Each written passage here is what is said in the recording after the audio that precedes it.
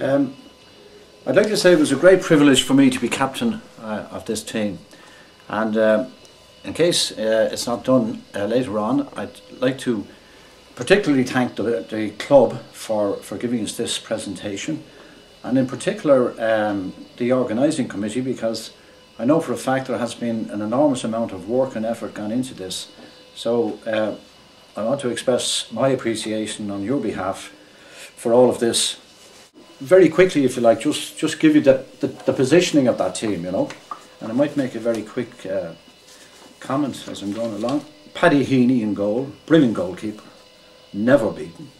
Full back line was Timmy Milan, really hard, honest player. Brinsley, a tower of strength, and John Casserly, great defender, great backup man.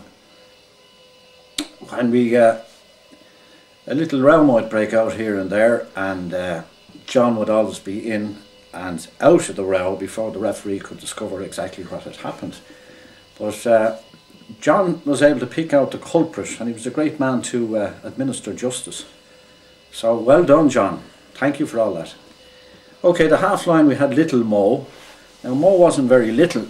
I think he discovered the off the ball incident, because any time you looked around, Mo was rolling on the ground with some unfortunate guy from the other team.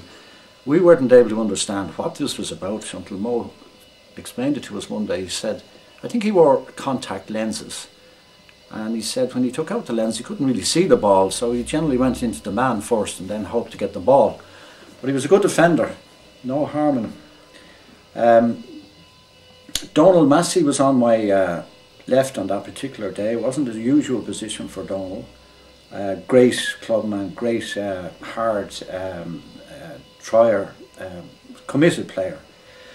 Centre field we had Eugene and Frank Waters, fit, two great athletes. Always able to rely on those guys. You know, great centre field pairing.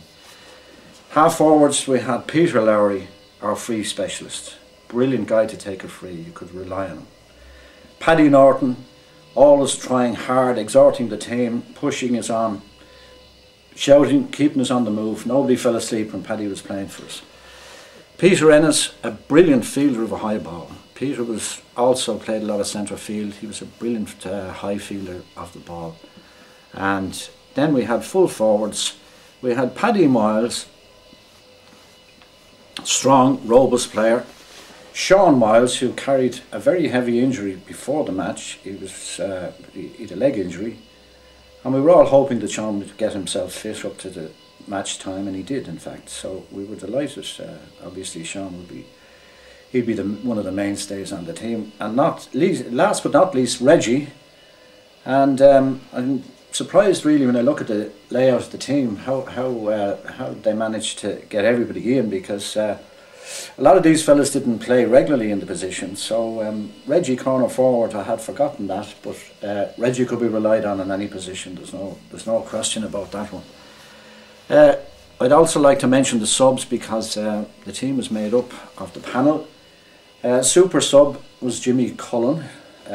Jimmy was is and was for many years afterwards one of the main support of the club.